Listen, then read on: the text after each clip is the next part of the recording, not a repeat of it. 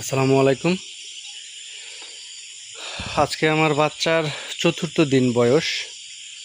So আমি যেটা করেছিলাম, প্রথম ৩ দিন থাকার জায়গা এবং খাবারের জায়গাটা আলাদা করে রাখছিলাম। এখানে একটা ব্যারিকেড দিয়ে প্রত্যেক দিন ৪ বা ৫ বার এই ব্যারিকেডটা সরায় এদেরকে খাওয়া দাওয়া করায় দেন আবার এখানে ফিরিয়ে নিয়ে আসতাম। তো ৪র্থ দিনে যেটা করতেছি, বেসিক্যালি আমি থাকা এবং খাওয়ার জায়গাটা আগের মতোই রাখছি, মাঝখানের ব্যারিকেডটা শুধু উঠাই দিছি।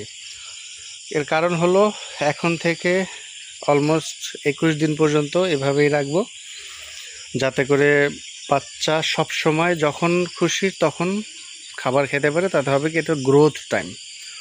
সো এই গ্রোথ টাইমটাতে তার খাবার এবং পানির যাতে শর্টেজ না হয়, এই জন্য বেসিক্যালি এই ব্যবস্থাটা করা হয়েছে। সো আলহামদুলিল্লাহ, আমি ৩০০ বাচ্চা নিয়ে আসছিলাম। ৩০০ বাচ্চার মধ্যে আমার দ্বিতীয় দিন একটা বাচ্চা মারা গেছে এবং তৃতীয় দিন একটা বাচ্চা মারা গেছে। টোটাল 2টা বাচ্চা মারা গেছে এবং এখন আমার 298টা বাচ্চা আছে আল্লাহর রহমতে। তো এই 2টা বাচ্চা মারা গেছে উইকনেসের কারণে।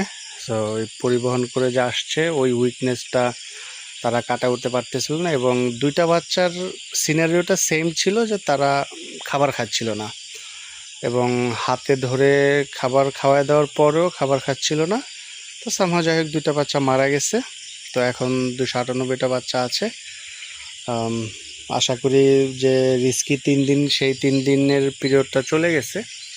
এবং আমি যেটা এখানে করছি, 2টা লাইটের ব্যবস্থা করছি এবং যেটা বোঝা যাচ্ছে তারা ছড়ায় ছিটায় যেহেতু আছে, মোটামুটি তারা কমফোর্ট আছে।